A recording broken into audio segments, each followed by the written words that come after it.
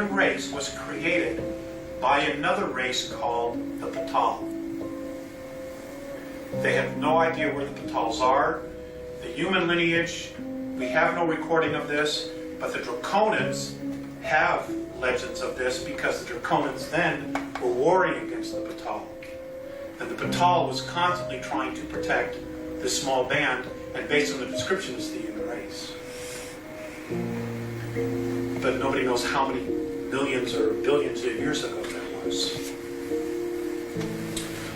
So it started at age 14. I was taken on the ship. I was given a physical that recorded my brain waves, my biorhythms, so that I could be communicated or contacted no matter where I was in our galaxy, or wherever they were in the galaxy. I'm always stuck here. They put me on a brain scanner device. The room that I was in was completely round.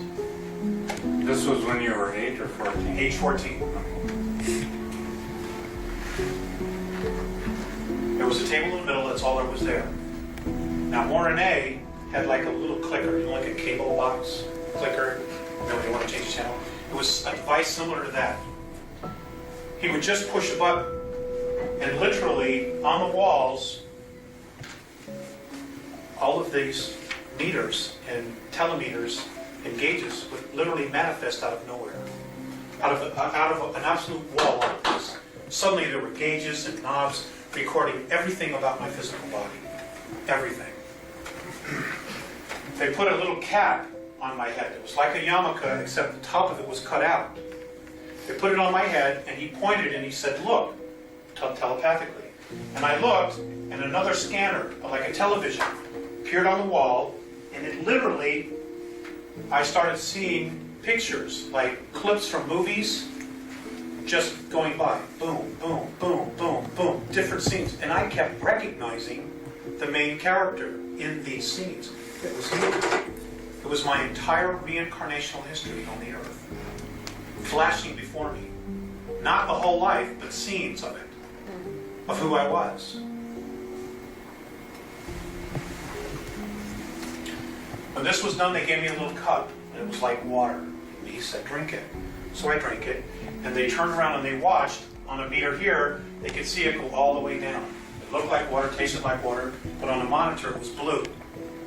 And you could see it go all the way down into my organs. And every time I go on board, they give me a physical. And it's because of the environment we live in. Now, when this was done, I got up off the table. All the monitors literally disappeared again. Now there's nothing there but wall. They start to walk this way. I get up off the table, I'm standing there. The stage turns around and says, you know, like this, he says, "Follow." So I started to walk with them. I turn around, the table is gone. Now it's not there. So I said, "How did you do that?" And Morane said, "We manipulated third density so you could have a place to lay." And that's when they started to explain to me that everything is a holograph. The universe, you, me, everything is a holographic projection. And what they do is they use extensively holographic technology. And they can literally create anything in third density, because all it is an idea and vibration. And they literally can create it. How come they can't create a race of beings like us with the genetics that we have that they want to preserve so badly? Because the spirit factor can't create spirit. That only comes from one source. That's God. That's the gift. You can create a physical form, but you cannot recreate spirit.